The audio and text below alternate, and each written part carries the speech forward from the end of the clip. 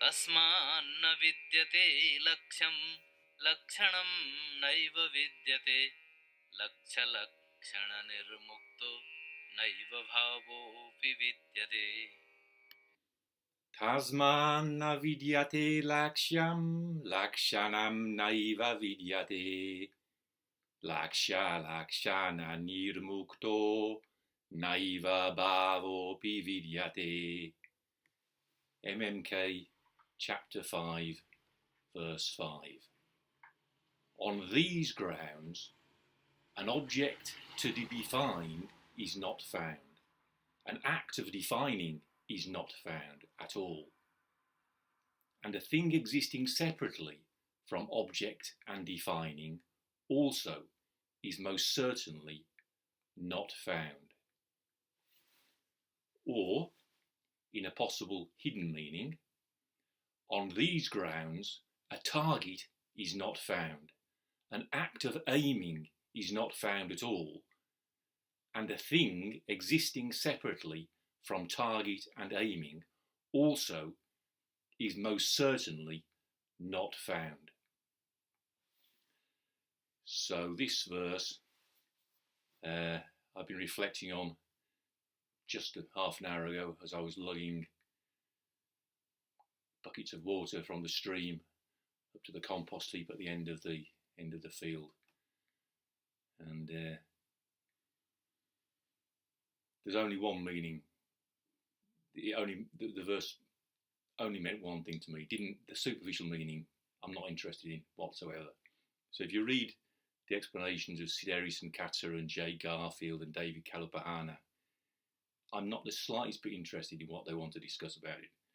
What this really means is understood in the context of getting off your arse and moving things about, moving heavy things about. So the question is a target found? So lakṣyaṃ means an object to be defined, if you're interested in that kind of philosophical discussion. An object to be characterized, yawn. What lakṣyaṃ really means is a target, an object, something you're working towards. So when you're carrying buckets of heavy water up towards a compost heap, is it true to say there is no target? Is it hell true to say that? Unless you're a philosopher with your head up your arse. Of course there's a target. You're working towards a goal. Again, related to Alexander technique, people think that non-endgaining means you don't do anything besides lie on your backside and give directions. No, non-endgaining means you go for the end, not directly, but relying on a process. Alexander said, we only want to gain our end in the context of letting the neck be free, to let the head go forward and up, to let the back lengthen and widen, sending these forwards and away. Now, if I describe myself as habitually a terrible endgainer, that's true, because by instincts I can't be asked sitting around thinking in those directions. I just want to get on with it. That's my family inheritance. So I'm not denying that I'm an endgainer in the wrong sense, but I'm certainly not a non-endgainer in the sense of swanning around with left-wing views, virtue signalling to my friends and talking about wisdom and compassion without really understanding what wisdom and compassion are. Wisdom and compassion, see, compassion without wisdom is no use to anybody. And true wisdom, I think, how can you have true wisdom without compassion? True wisdom is full of compassion, empty of itself, but full of compassion. Because wisdom is wanting to understand how to help people, and therefore, on that basis, deepening your understanding of how to help people. So, yep. Ray Evans used to say, my old Alexander head of training said right at the beginning of my Alexander training, now think of it like being on holiday, because that's the antidote to me going down this path of ranting and pontificating. But anyway, I believe in my message, even if the manner of delivering it is somewhat too direct and end-gaining. The point is, as I was carrying those buckets, I knew for damn sure that what Nagarjuna was talking about was carrying buckets, not sitting at your desk with your PhD in Buddhist studies, trying to clarify what you haven't understood in the slightest. So, lakṣyaṃ means an object to be defined, an object to be characterized. But hence, it just means an object, a target. And I'm suggesting again that when we're really, really in the world doing something useful, of course we have a target. What Nagarjuna is saying is the target does not exist as a thing unto itself. It's empty. And what is empty is not found. That's what vidyate means. It's not a denial of working towards a goal, working towards an object.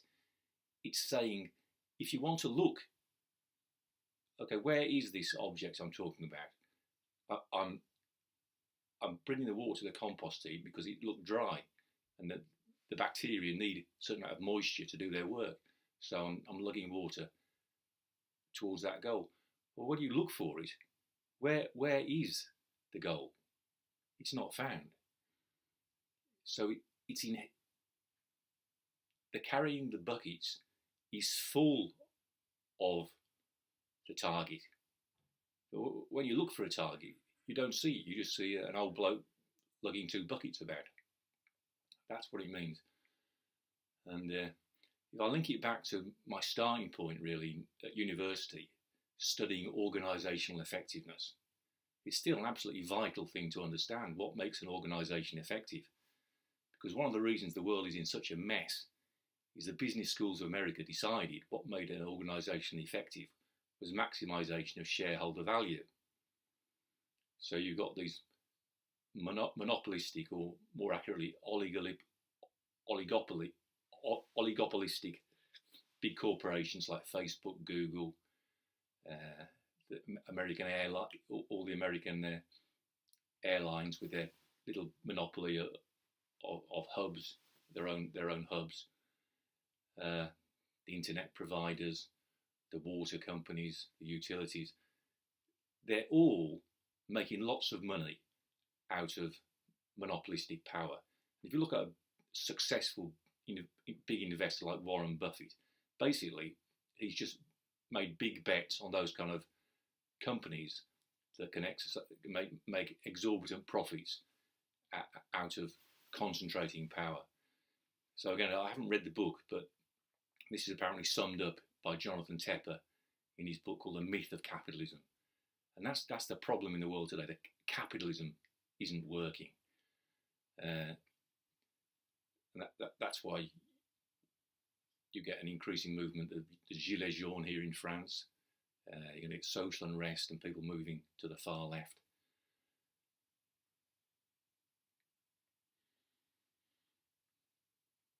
So the point I was going to make about organisational effectiveness is there were two approaches, and I spent nearly 3 years, or 2 years anyway, the second and third year of university. The koan was which approach was true. The goals approach that said an effective organisation was one that achieved its goals, and a systems approach, which used things like systems theory and complexity theory and cybernetics, and said an effective organisation was a system that survived within the context of its environment. And to me, to understand this problem was to understand what I should do with my life, because you understand what makes an organisation effective, you understand what makes a human life effective, so I figured. So that was the basis for me deciding I'd go off to Japan and seek enlightenment through Zen and the martial arts. Because even at that stage, I understood this intellectual struggle that was going on was sort of resolved when I went to the gym and practiced karate or did weight training. So that's what kind of fed my decision to continue with that path of the martial arts, to look for an answer. So the answer, it turns out, is emptiness, because the answer is that there is no goal separate from systems. As I've just explained in context of lugging water to the compost heap, there is no target. A target is not found. A goal is not found as a thing unto itself. The goal is there in the healthy system being able to lug the buckets of water. It's the having a purpose that makes the system healthy. Having a purpose, especially that causes you to direct your energy in a physical sense in the right direction. That's what makes a system healthy. So goals are empty of themselves but full of systems, and systems also are empty of themselves but full of goals. Because if you look at a living system, I mean, this was pointed out, to be fair, by Professor E.A. Lowe was the professor in charge of the accounting department, and organisational effectiveness was what he was very interested in. And I remember him talking about systems being teleological, so systems are goal oriented. So again, if you especially look at a living system, the tree's inherent in the tree is the goal of growing towards the light and of counteracting gravity, and of being either flexible enough to bend in the wind, or to be strong enough, like the oak tree, that its trunk doesn't bend in the wind. So in a system, in a real system, the goal is there. You can't see it. You can't identify the target of an oak tree or an ash tree that I can see here through the transparent roof of the greenhouse here. You can't see a target is not found, but it's obviously, without growing towards the light and counteracting gravity, the system that we call a tree couldn't go on for dozens of years. So that's what this verse this verse, as I'm exploring it, seems to be about, I should say. Otherwise I'm going down the path of upholding a view, when in fact the real practice is to abandon a view. In those terms, I like to say that the views of J. Garfield, Sideris and Katsura et al. Are views to be abandoned. So, on these grounds, tasmān, on these grounds means on the grounds of emptiness, or on the grounds, to express it more really, on the grounds of aiming at a mark. Yeah, because the previous verse in its hidden meaning says, where aiming at the mark has not started, a target does not appear. And when there is no appearance of a target equally, there's no possibility of aiming to hit the mark. So it's on these grounds. So you see, on the grounds of emptiness, an object to be defined is not found. Vidyate is not found. Lakṣyaṃ, an object to be defined. But in the deeper meaning, on these grounds, a target is not found. Lakṣyaṃ na vidyate. A target, lakṣyaṃ, is not found. Vidyate. And so in the deeper meaning, of course there's a target. Having a target is the most important thing in life.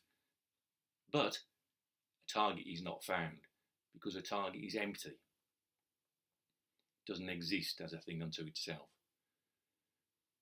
Then the second pada, an act of defining is not found at all. An act of defining, lakṣaṇaṃ, naiva, not at all, vidyate, is found. Lakṣaṇaṃ naiva vidyate, an act of defining is not found at all.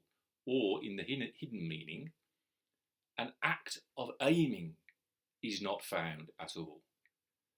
So again, if I'm carrying 2 buckets up towards the compost heap, 2 buckets of water, as sure as hell I'm aiming at the compost heap, and I'm aiming to pour the water onto the compost so that it will compost down and feed the earth eventually. But that act of aiming, my action is full of that act of aiming. It's full of aiming, but it's not found. Vidyate. The vidyate means everything that's empty. Vidyate. It doesn't exist as a thing unto itself. You can't see the act of aiming. So you can only see an old guy lugging 2 buckets of water up towards the compost heap.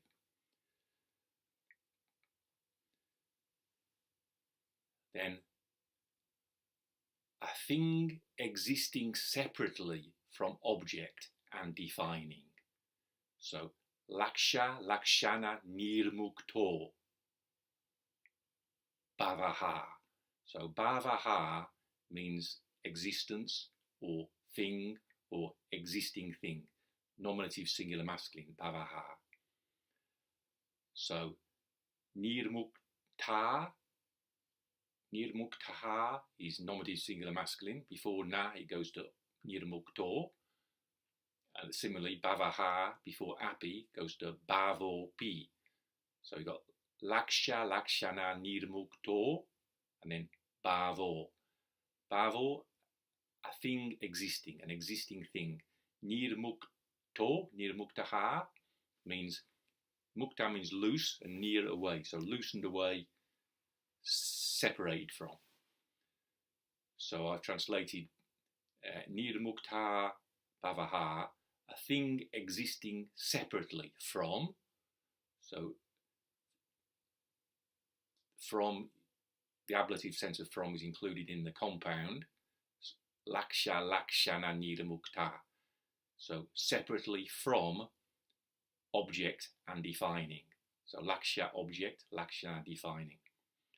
By the way, in Sanskrit, when you've got a Sanskrit compound like lakṣya-lakṣaṇa-nirmukto, how do you know whether the relation between lakṣya-lakṣana and nirmukta, how you know it's ablative or genitive or locative?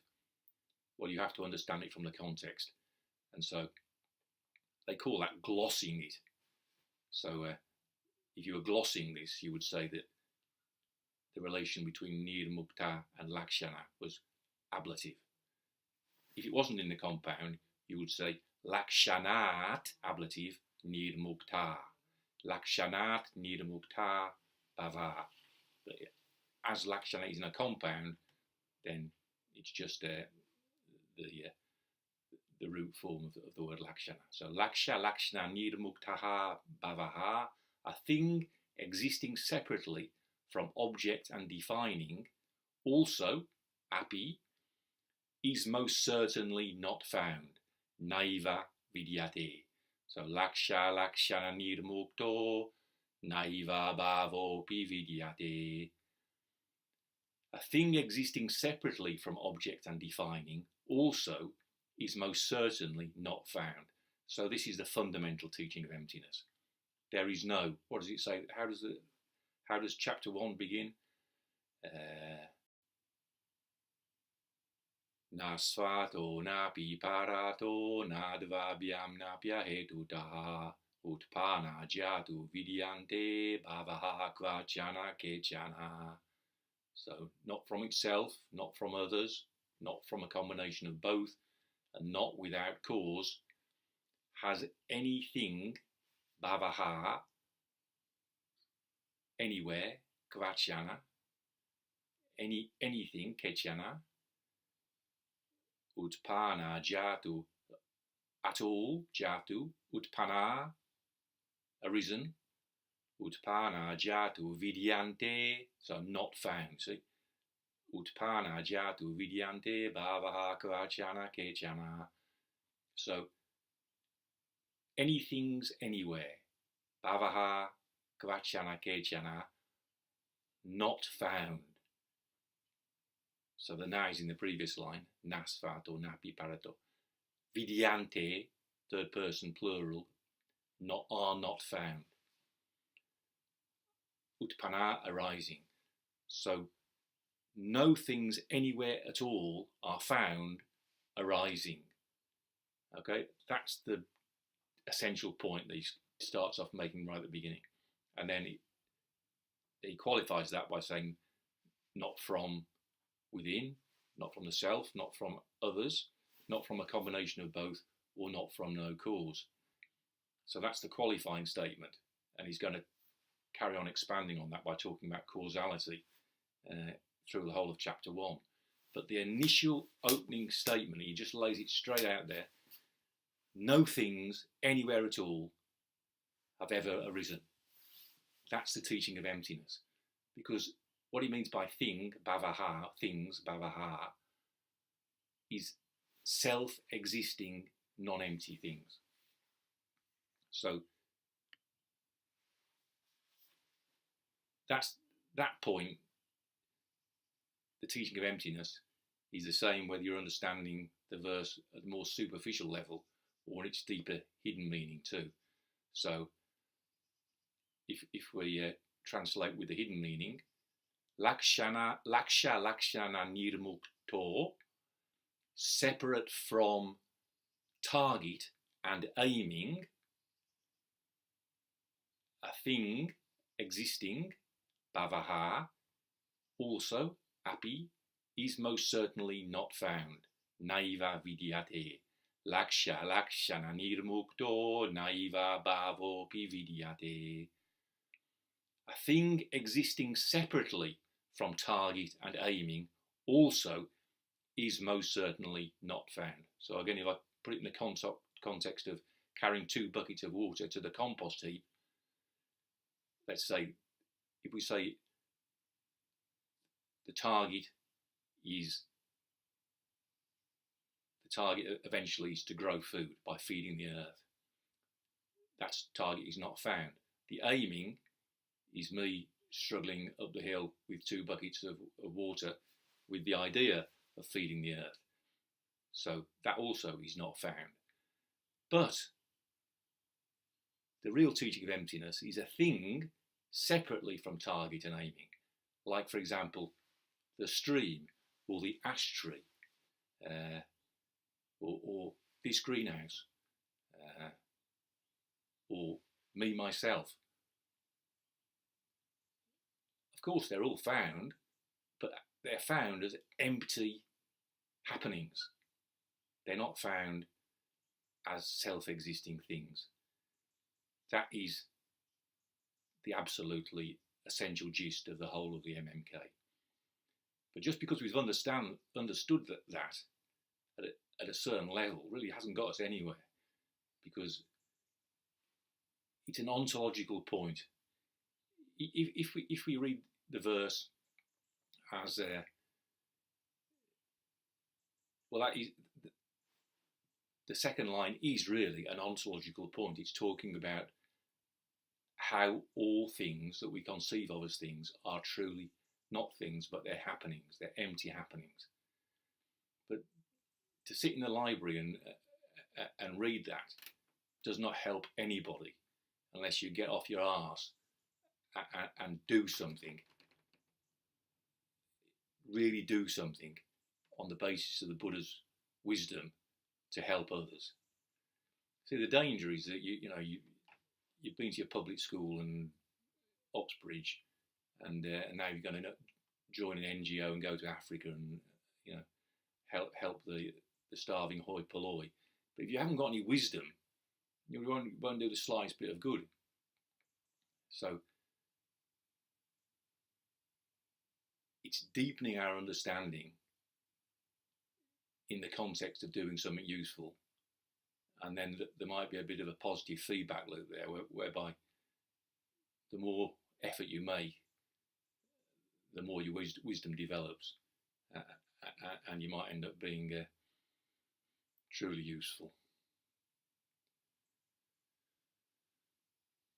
Tasmān vidyate lakṣyaṃ, lakṣaṇaṃ naiva vidyate. lakṣya-lakṣaṇa-nirmukto naiva bhāvo vidyate. On these grounds, a target is not found. An act of aiming is not found at all. And a thing existing separately from target and aiming also is most certainly not found.